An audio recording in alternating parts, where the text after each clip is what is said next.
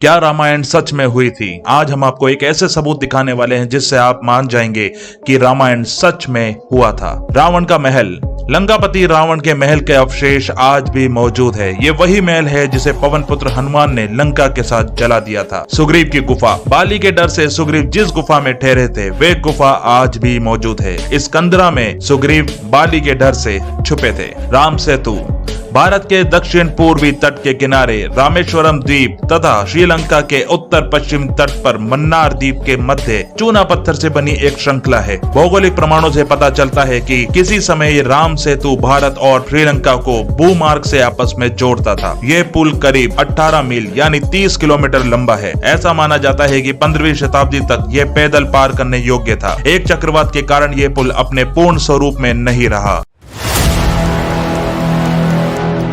दोस्तों, महाभारत में प्रचलित अश्वत्थामा क्या आज भी जिंदा है? दोस्तों, अश्वत्थामा से जुड़े कुछ रोचक किस्से हम आपको बताएंगे। अश्वत्थामा महाभारत का एक ऐसा चरित्र है जो आज भी जिंदा है। ऐसी मान्यता है कि अश्वत्थामा को श्री कृष्ण के श्राप के कारण अमरता प्राप्त है और वो आज भी जंगलों में भटक रहा है। उसके शरीर पर बड़े बड़े घाव है। मध्य प्रदेश के बुरहानपुर से लगभग 20 किलोमीटर की दूरी पर एक किला स्थित है जिसे असीरगढ़ का किला कहा जाता है। इस किले के बारे में लोगों की मान्यता है कि इस किले में आज भी अश्वत्थामा आते हैं। ऐसा कहा जाता है कि असीरगढ़ के किले में एक ऐसा शिव मंदिर मौजूद है जहाँ अश्वत्थामा आज भी प्रत्येक दिन भगवान शिव की पूजा अर्चना करते हैं। कहते हैं उतावली नदी में स्नान करने के बाद यहाँ पूजा करते हैं। यहाँ पर आश्चर्य की बात तो ये है कि पहाड़ की चोटी पर बने किले में एक तालाब स्थित है जो तपती गर्मी में भी कभी नहीं सूखता।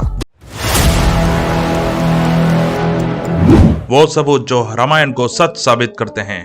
विशालकाय हाथी। रामायण के सुंदरकांड अध्याय में लिखा है कि लंका की रखवाली विशालकाय हाथी करते थे जिन्हें हनुमान जी ने अपने एक प्रहार से ही धराशायी कर दिया था। पुरातत्व विभाग को श्रीलंका में ऐसे ही हाथियों के अवशेष मिले हैं जिनका आकार आज के हाथियों से बहुत ज्यादा था। दिव्रम पोला। रावण से माता सीता को बचाने के लिए भगवान राम ने उन्हें अपनी पवित्रता साबित करने को कहा था। पवित्रता प्रमाणित करने के लिए सीता जी ने अग्नि परीक्षा दी थी। आज भी उस जगह पर वो पेड़ मौजूद है जिसके नीचे सीता जी को इस परीक्षा को दिया गया था।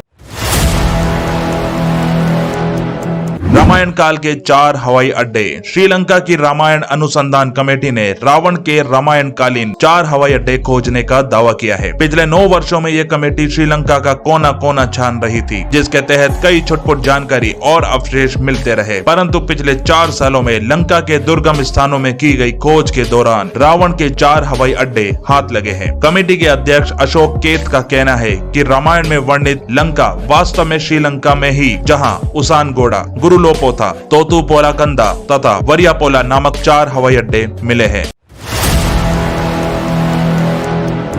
दोस्तों, महाबलीपुरम का शोर मंदिर दक्षिण भारत के सबसे पुराने पत्थर के मंदिरों में गिना जाता है। इसे 1984 में यूनेस्को के विश्व धरोहर के रूप में भी शामिल किया गया था। यहाँ 3 मंदिर है जो एक दूसरे के समीप स्थित है और भगवान शिव और भगवान विष्णु को समर्पित है। शोर मंदिर का मुख्य आकर्षण 5 रथ और पंच पांडव रथ है जिनमें से 4 का नाम पांडवों के नाम पर रखा गया है और 5वां द्रौपदी रथ के रूप में जाना जाता है। कारीगरों के सौंदर्यवादी उत्कृष्टता के कारण इनमें से प्रत्येक रथ एक दूसरे से अलग है। कलयुग में हनुमान जी के होने के सबूत। श्रीलंका में एक कबीला है जिसे मातंग कबीला भी कहा जाता है। इस कबीले के लोगों को किसी से कम नहीं माना जाता क्योंकि उनकी मानसिक सहनशीलता और विलक्षण गुण उन्हें लोगों से अलग करती है। उनका आज भी मानना है कि हनुमान जी हर 41 वर्ष में उनसे मिलने आते हैं और ज्ञान देकर जाते हैं। वही ज्ञान उनकी आत्मिक शांति को स्थायी बनाए रखता है। आज भी अमेरिका और अन्य कई देशों में वानर जैसे शरीर वाले इंसानों को देखे जाने की सूचना मिलती है। हम अपने ही धर्म में हनुमान जी के अस्तित्व को नकारते हैं, वही अमेरिका और अन्य कई देशों में वानर देव की पूजा की जाती है। अमेरिका में प्राचीन वानर देव का मंदिर मिला है जिसकी मूर्ति की बनावट हनुमान जी से मिलती है। वहाँ की प्राचीन कथाओं में भी वानर देव को ही अमर कहा जाता है। हनुमान जी ने वरदान से अमरत्व को हासिल किया था और वे कलयुग के अंत तक धरती लोक पर ही विराजमान रहेंगे। जब कल की अवतार अधर्म कर अंत करेंगे और धर्म की स्थापना करेंगे तब हनुमान जी भक्ति में लीन हो जाएंगे। दोस्तों द्रौपदी चीरहरण के समय उनकी साड़ी श्री कृष्ण ने बढ़ा दी थी, ये सबको पता है, लेकिन इसके पीछे की पूरी कहानी बहुत ही कम लोग जानते हैं। जब श्री कृष्ण ने शिशुपाल का वध अपने सुदर्शन चक्र से किया तब उनकी उंगली थोड़ी सी कट गई थी और उस समय द्रौपदी ने अपनी साड़ी से पल्ला फाड़कर श्री कृष्ण की उंगली पर बांध दिया था। तब श्री कृष्ण ने उन्हें कहा था कि द्रौपदी मैं तुम्हारे एक एक सूत का कर्ज उतारूंगा, और इसीलिए समय आने पर श्री कृष्ण ने अपने वचन को पूरा किया। दोस्तों क्या आपको पता है हनुमान जी के 5 सगे भाई भी थे और उन 5 की ही शादी हो चुकी है। इस बात का उल्लेख ब्रह्मांड पुराण में मिलता है। इस पुराण में बताया गया कि वानर राज केसरी के 6 पुत्र थे, जिनमें सबसे बड़े पुत्र हनुमान जी थे। हनुमान जी के भाइयों का नाम था मतिमान, श्रुतिमान, केतुमान, गतिमान और धृतिमान, और इन सभी की संतानें भी थी।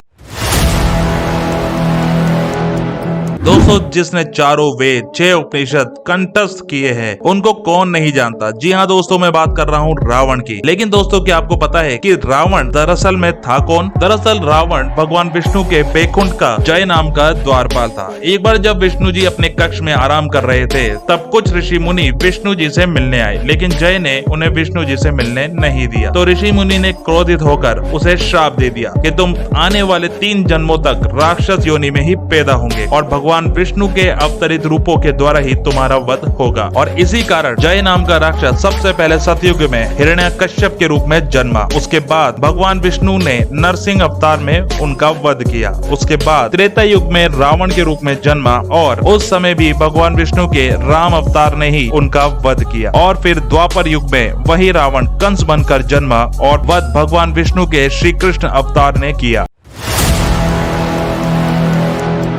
दोस्तों रामायण के बारे में तो आपने कभी सुना ही होगा, तो क्या आप जानते हैं कि सीता जी के पिता जनक ने सीता जी के स्वयंवर के लिए शिव धनुष को ही क्यों चुना, जबकि शिव धनुष उठाने के लिए कई 100 हाथियों और सबसे ताकतवर पहलवानों का दम लगता था। तो चलिए हम आपको बताते हैं ऐसा क्यों हुआ। जब सीता जी छोटी थी तब वे शिव जी के धनुष को अपने हाथ की छोटी उंगली से ही उठा लिया करती थी और शिव धनुष के साथ खेला करती थी। राजा जनक सीता जी का विवाह किसी योग्य पुरुष से करना चाहते थे, इसलिए राजा जनक ने यह शर्त रखी कि सीता माता का विवाह उसी के साथ होगा जो शिव धनुष को उठाकर तोड़ देगा, जिसमें महाबली रावण को भी हार का सामना करना पड़ा था और माता सीता का विवाह श्री राम जी से हुआ। दोस्तों ये जानकारी आपको कैसी लगी कमेंट में हमें जरूर बताएं। चैनल को लाइक करें, सब्सक्राइब करें, शेयर करना ना भूलें।